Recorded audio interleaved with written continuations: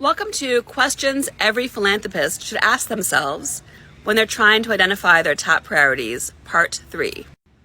There are only 3 parts, so be sure to watch parts 1 and 2.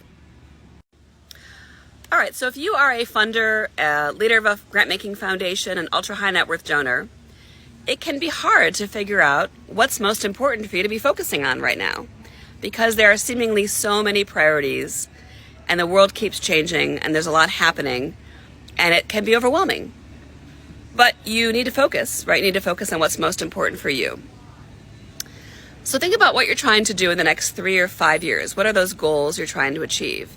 And then ask yourself this question: what must be true and by when in order to achieve that goal? In the last video, in part 2, I talked about the example of the funder that was trying to increase high-quality preschool for all 3 and 4-year-olds in their community.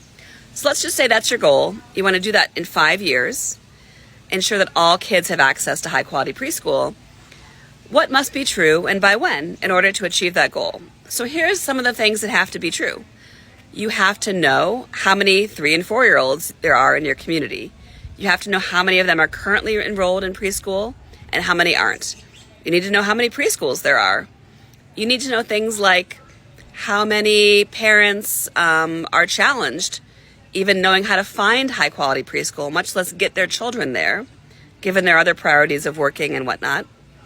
You also will want to, at some point, enroll those families or educate families about the preschools that you can offer, the value of preschool, et cetera, et cetera. So you think about what must be true and by when. Well, before you can enroll families in high quality preschool, you would certainly need to know how many kids need preschool that don't already have it. How many slots are currently available in your community? Is there enough high quality preschool to meet the potential demand? You might also want to know things like, how do we define high quality preschool? How does the field define it? How do we want to define it?